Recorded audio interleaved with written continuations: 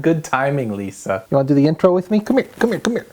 Uncertain times call for uncertain friends. Hello, I'm Dan, this is Lisa. And we don't know, do you know? Nobody knows really, right?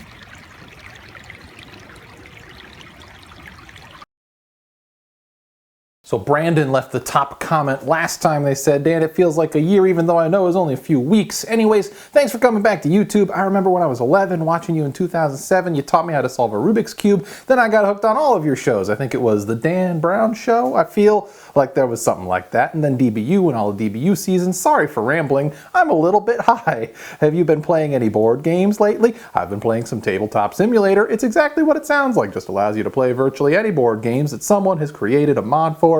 So that's been nice to keep in touch and hang out with friends besides video games all the time. Hope you're doing well through this time of uncertainty, Brandon. It's totally okay to ramble. Many of us are a little bit high right now because what are we supposed to do otherwise? What else? My old school YouTubing days were definitely a great time for me, and it continues to tickle me to this day just how much those videos meant to so many people. I was in my friend's Discord server the other day. We had plans to play Magic the Gathering just a little bit later. I was a little bit early through a program called Cockatrice, which I think is similar to Tabletop Simulator, except it's only for Magic the Gathering. I was sitting in this voice channel alone, and then one of my friend's friends, who I didn't know, hopped in and immediately started interrogating me with this kind of dumbstruck voice, like, wait, who are you? What's your birthday? Like, how old are you? My display name on Discord is Pogobat, which is also my username here on YouTube, and at first I wasn't sure that this wasn't just some rando trying to steal my identity on Discord, but quickly it became clear that they just couldn't believe that they were talking to me, and they were quizzing me about myself to make sure that I was me, which I was and still am. Back in the day, I didn't even quite understand the reach that my videos had. Like, yes, I would see view counts in tens of thousands, but like that's all very abstract. It wasn't until recently, a full decade after my peak on YouTube, that I've started to understand what that content meant to the kids watching then who are now adults and still see fit to reach out and tell me like, hey, that meant something to me. Every single time it happens, it makes my day. I love all of you right back. It's a comparable feeling probably to just like coming upon a $20 bill on the sidewalk. It's nice. But to your specific question, Brandon, I alluded to this, but yeah, I've been playing a lot of Magic online with friends, and my New York City playgroup from when I lived there like 3.5 years ago has actually reconnected and has smushed together with my Pittsburgh playgroup on the internet, and I never thought that would happen. One silver lining of this physical distancing we're living through is that now it doesn't really matter if you're 2 miles away from someone or 2,000. The ways we hang out are kind of the same. This is a catalyst for innovations that should outlast the pandemic itself, assuming that anything outlasts the pandemic. But as great as it is to reconnect with old friends from all over the place, there is still a lot to be said for IRL interaction, interacting in meat space. And Mackenzie addresses a lot of that in their response right here.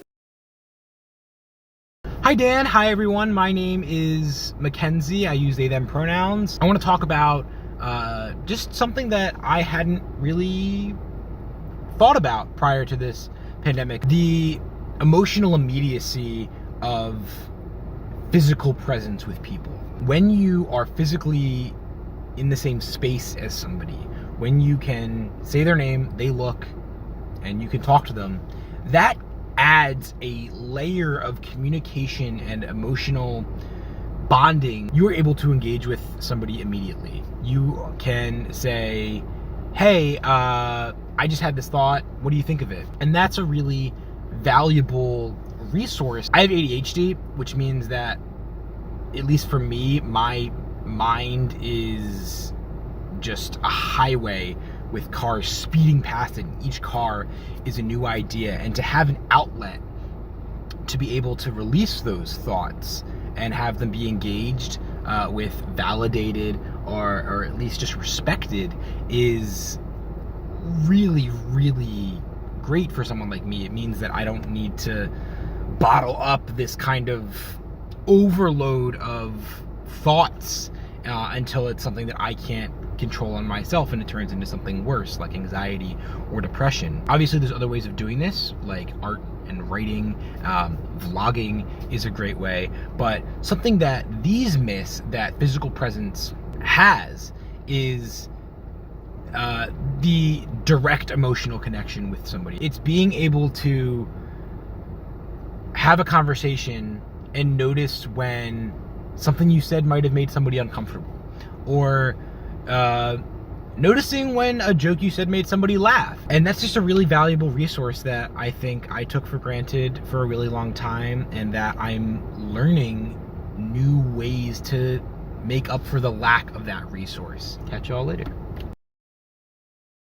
Thank you for the response, Mackenzie. I am glad you're coming up with new ways to make up for this lack of physical presence. I'm really glad that you shared your perspective as someone with ADHD, and I hope that you continue to find outlets that help you avoid restlessness that can lead to darkness. I've mentioned this before, but I'm keeping a roof over my head through this pandemic by delivering food, so I'm out in public more than most people, and one thing I've noticed that kind of runs parallel to your observations, Mackenzie, is that when you're wearing a face mask, nobody can see you smile. My roommate's mom stitched together some cloth masks for us to wear. Let me see if I can put this on.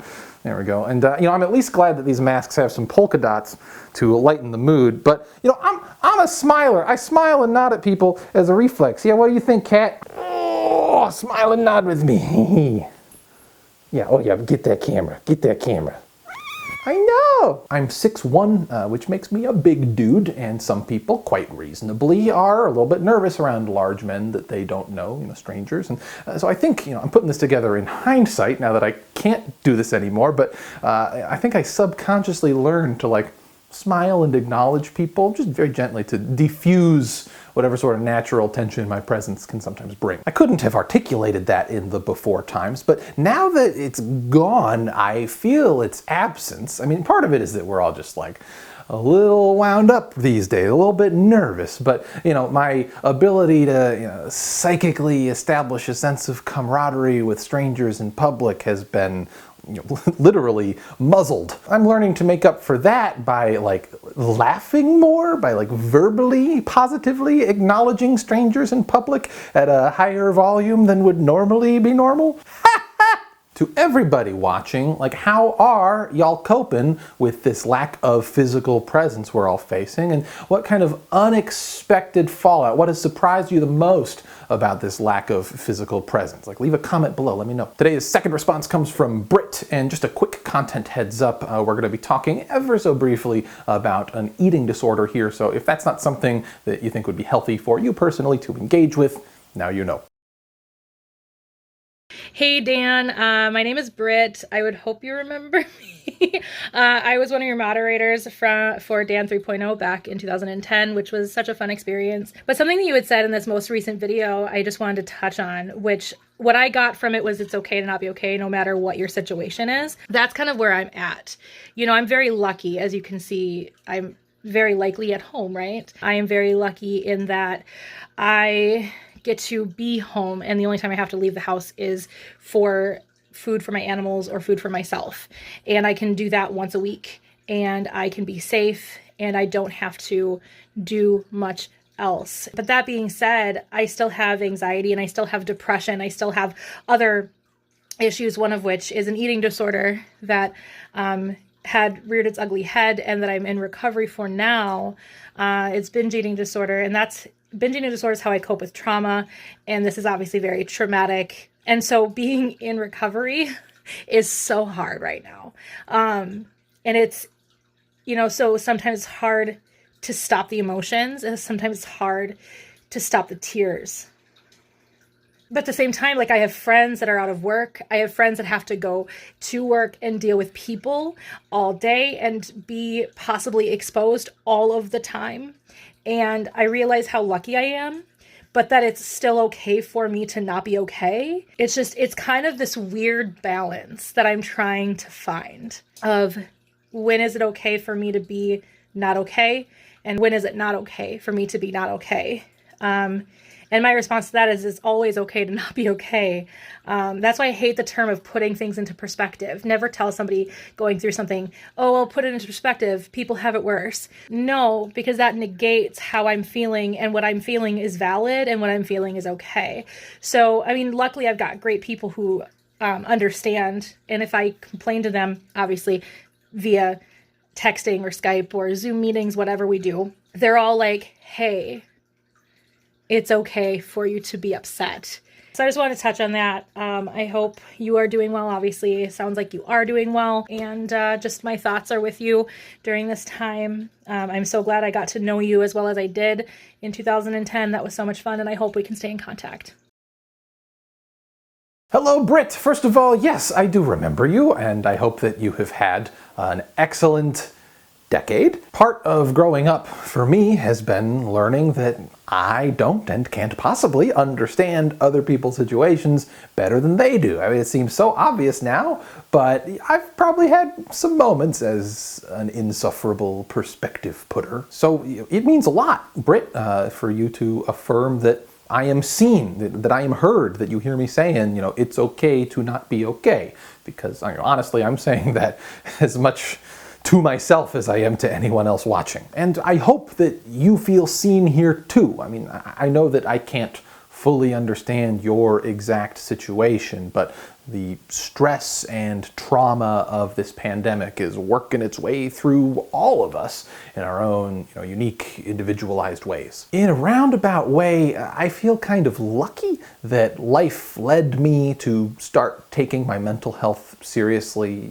about a year ago. Like, I was not having a good time. It was not very much fun, but that unfun, rough time and the work that I have put in since then has weirdly kind of steeled me for this physical distancing. Similarly, I hope that the work you've put in, Britt, to be in recovery is a source of tremendous pride for you, and something that you can draw strength from when you need to. But more importantly, you have the right and obligation to feel what you feel and feel it fully whenever you happen to feel it. Keep keeping your friends very close. Don't put too much pressure on yourself to be productive. And, in spite of that, remember that resting is productive, maybe the most productive thing you can do. Friendly reminder to click that like button, it helps me out. Subscribe to my channel here if you haven't already, and click the bell so that you get notified when I make new videos. Most importantly though, I want y'all to make videos like the ones I have featured today. They don't have to be fancy, video quality doesn't need to be good. I want to know your thoughts. I want to know how you're living. I want to know how you're coping. I want to know your response to any thread from this that stood out to you. Upload a response and email a link to me, danbrownuniverse@gmail.com. That is the most important thing for keeping this project chugging along. This is chugging. Until next time, remember that being kind to yourself is important if you are to be kind to others when surrounded by so much stress. All right, fare thee well.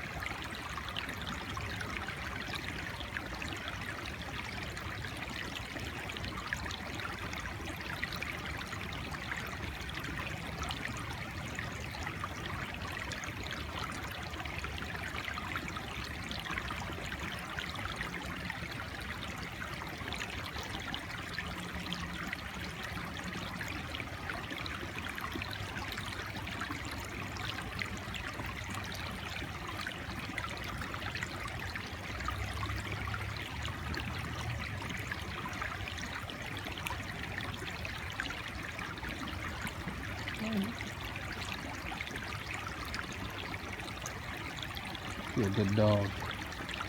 He's a good dog. She's a good dog.